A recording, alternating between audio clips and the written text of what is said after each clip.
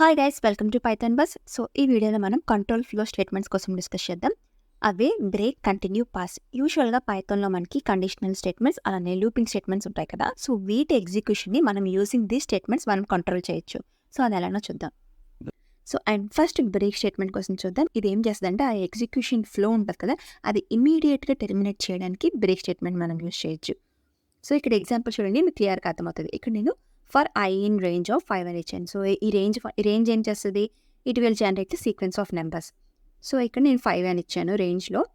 And ఇక్కడ కింద if I double equals to 3, I కనుక 3 అయితే బ్రేక్ ఇవ్వు, కింద మనం ప్రింట్ ఇచ్చాం. సో ఇప్పుడు ఫస్ట్ ఇది ఏం చేస్తుంది, ఐ 0 అవుతుంది, ఇఫ్కి వస్తుంది, ఈ 0 డబల్ ఈక్వల్ టు 3 ఫాల్స్ కాబట్టి ప్రింట్ చేస్తుంది. అండ్ అగైన్ 1 అలానే చెక్ చేస్తుంది, 1 డబల్ ఈక్వల్స్ టు 3 ఫాల్స్ కాబట్టి ప్రింట్ చేస్తుంది.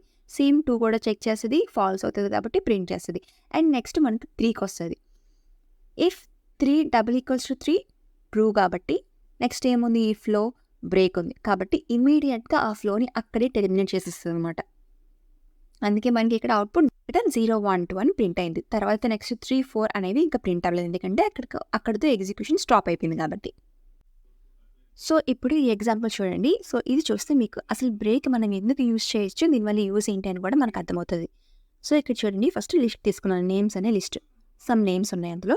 ఇక్కడ నేను సర్చ్ నేమ్ అనేది చార్లీ అనే ఒక నేమ్ తీసుకున్నాను. ఇక్కడ ఫర్ లూప్ ఇచ్చేసాను, కింద ఏమి ఇచ్చాను, if name double equals to search name అయితే, అంటే ఇప్పుడు ఆ నేమ్స్ అనే లిస్ట్లో ఈ చార్లీ అనే నేమ్ అది వెతుకుతుందన్నమాట.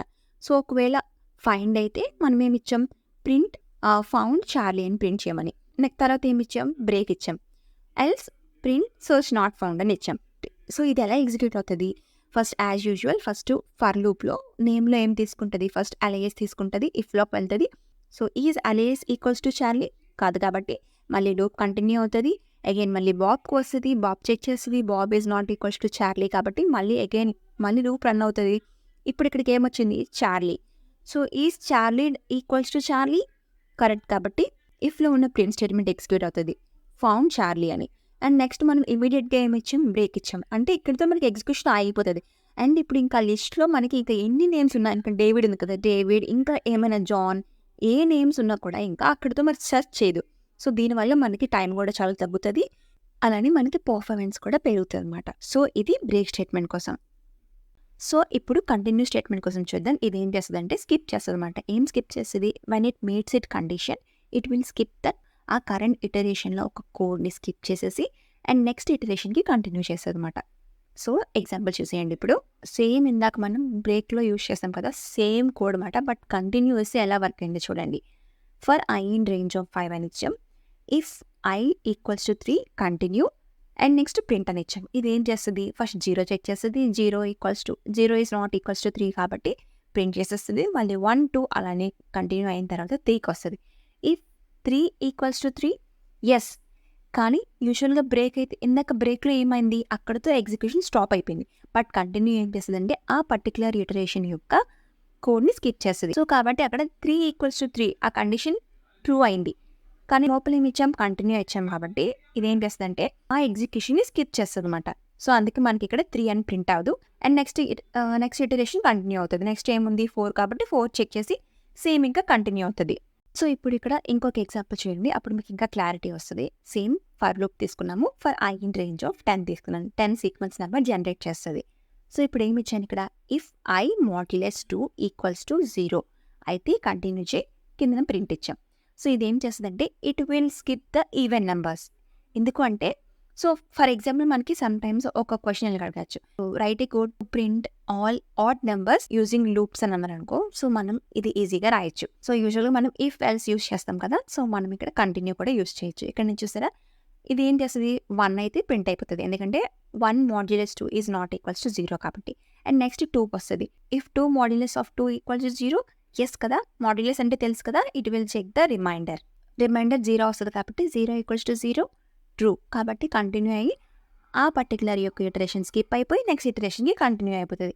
సేమ్ అలా అప్ టు 10 వరకు మనకి ఇటరేషన్స్ అవుతుంటాయి. ఆ కండిషన్ ఎప్పుడైతే మీట్ అవుతుందో అక్కడ ఆ ఇటరేషన్ స్కిప్ చేసేసి నెక్స్ట్ ఇటరేషన్కి వెళ్తుంది. సో అందుకే చూసారా, మనకి ఇక్కడ 1, 3, 5, 7, 9 అనే ఆడ్ నెంబర్స్ ప్రింట్ అయ్యాయి. సో ఇది కంటిన్యూ కోసం. అండ్ ఇప్పుడు పాస్ స్టేట్మెంట్ కోసం చూద్దాం. Pass statement it simply act like a place holder. అంటే ఏంటంటే ఇప్పుడు సింటాక్టికల్‌గా మీకు ఆ స్ట్రక్చర్ అక్కడ ఉండాలి. బట్ ఏంటంటే దాంట్లో కోడ్ మనం ఇప్పుడు ఇంప్లిమెంట్ చేయాలి అనుకోవట్లేదు. ఫ్యూచర్‌లో ఎప్పుడైనా మనం దాన్ని ఎక్స్‌టెన్షన్ చేయాలి అనుకుంటున్నాం. బట్ ఏంటంటే ప్రెజెంట్‌గా మనకి అక్కడ సింటాక్టికల్‌గా మనకి అక్కడ అది అవసరం అనుకోండి. సో, దాంట్లో ఏ కోడ్ మనం ఇవ్వకపోతే మనకి ఎర్రర్ వస్తది కదా! సో, ఇన్ దట్ కేస్ మనం అక్కడ పాస్‌ని యూజ్ చేస్తే మనకి without any errors it will execute and it will not do anything మాట. ఇక్కడ ఫస్ట్ ఎగ్జాంపుల్ చూడండి. నేను ఫర్ లూప్ రాసాను. For I in range of 10 అని ఇక్కడ పాస్ ఇచ్చాను.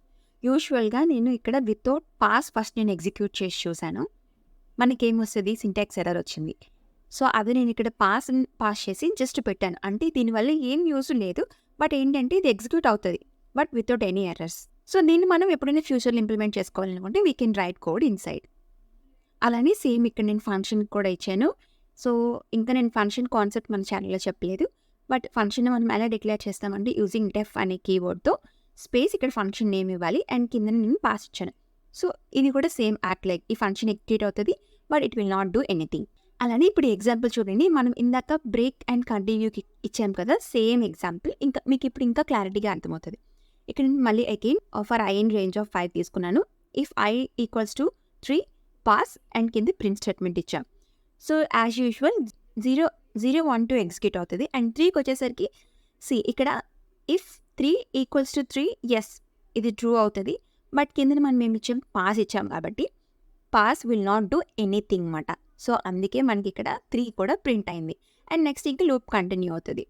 సో, మనం బ్రేక్ ఇచ్చినప్పుడు ఏమైంది? లూప్ టెర్మినేట్ అయిపోయింది. కంటిన్యూ వచ్చినప్పుడు ఏమైంది? ఆ కరెంట్ ఇటరేషన్ స్కిప్ అయ్యి నెక్స్ట్ ఇటరేషన్‌కి వెళ్ళిపోయింది. పాస్ ఏం చేస్తది? It will not do anything మాట. Just it will act like a placeholder. So, ఇది పాస్ కోసం. సో, మీకు ఇంకా ఏమైనా డౌట్స్ ఉంటే కామెంట్ సెక్షన్‌లో మెన్షన్ చేయండి. అలానే నా ఈ కంటెంట్ నచ్చితే కనుక తప్పకుండా ఛానల్‌ని లైక్ చేయండి, షేర్ చేయండి, సబ్స్క్రైబ్ చేసుకోండి. అలానే పక్కనున్న బెల్ సింబల్ మాత్రం క్లిక్ చేసేయండి. See you next videos. Bye by.